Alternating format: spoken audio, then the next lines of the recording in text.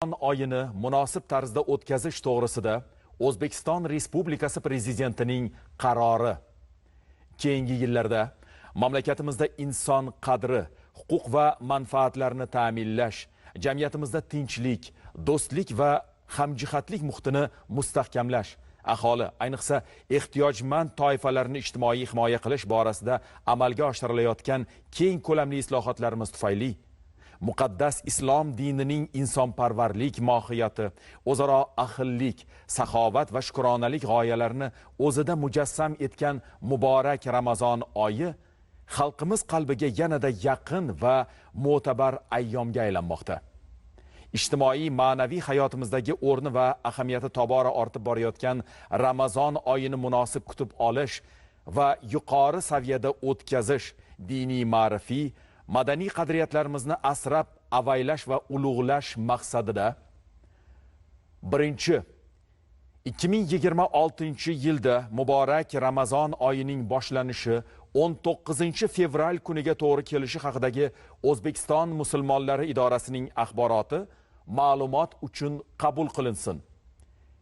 Ikkinchi, Qoraqalpog'iston Respublikasi Vazirlar Kengashi, viloyatlar va Toshkent shahar hokimliklari din ishlari bo'yicha qo'mita, O'zbekiston mahallalari uyushmasi, Ijtimoiy himoya milliy agentligi, O'zbekiston faxriylarining ijtimoiy faoliyatini qo'llab-quvvatlash nuroniy jamg'armasi va boshqa hamkor tashkilotlar bilan birgalikda mamlakatimizda Ramazon oyini milliy an'ana va qadriyatlarga mos tarzda o'tkazishga doir chora-tadbirlarni amalga oshirsin.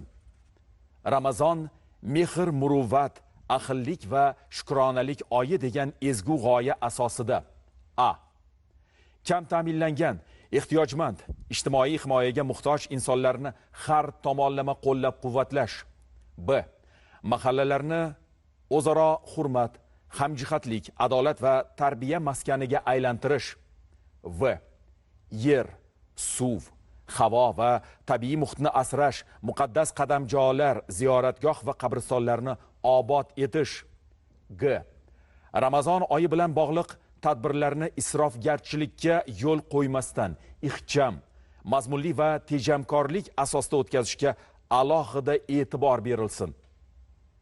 Uchinchi, O'zbekiston Milliy teleradio kompaniyasi, O'zbekiston Milliy axborot agentligi va boshqa ommaviy axborot vositalariga Ramazon oyini o'tkazish bilan bog'liq tadbirlarni keng yoritish tavsiya etilsin.